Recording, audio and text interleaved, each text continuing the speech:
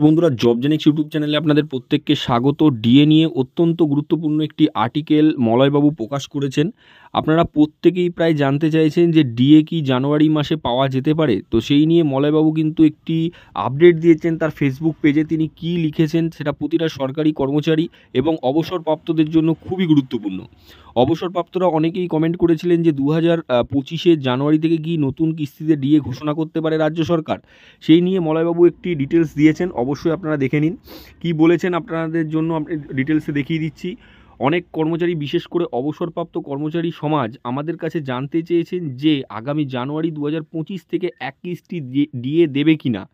আপনারা সকলেই জানেন এখানে কর্মীর ইচ্ছা কর্ম, তবে 1/1/2025 থেকে এক কিস্তি ডিএ দিলে তা আগাম ঘোষণা হয়ে যেত। লক্ষ্য করুন।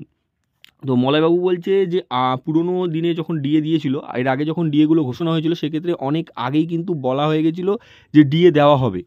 তিনি বলছেন যে ডিএ দেওয়া হলে অনেক আগেই কিন্তু ঘোষণা হতো। তিনি কি যুক্তি দিয়েছেন দেখুন।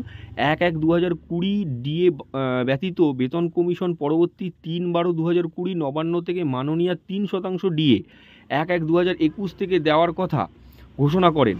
15/12/2023 বিধানসভা অর্থমন্ত্রীর দেওয়া চিরকুট থেকে 1/3/2023 থেকে 3% ঘোষণা। 21/12/2023 পার্ক স্ট্রিটে অ্যালেন পার্ক থেকে 4% 1/1/2024 থেকে।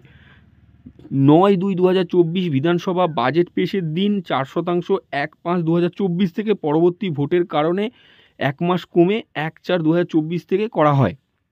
এক্ষেত্রে মাননীয় মুখ্যমন্ত্রী কিন্তু যখনই ডিএ ঘোষণা করেছেন, মলয়বাবু যেটা যুক্তি দিয়েছেন সেটা কিন্তু আগেই ঘোষণা হয়েছে, অর্থাৎ দামামা বাজিয়ে কিন্তু আগেই জানানো হয়েছে যে আমরা ডিএ দিচ্ছি। সেটা কিন্তু এখনও কোনো রকম ঘোষণা মুখ্যমন্ত্রী করেননি বা অর্থমন্ত্রী করেননি।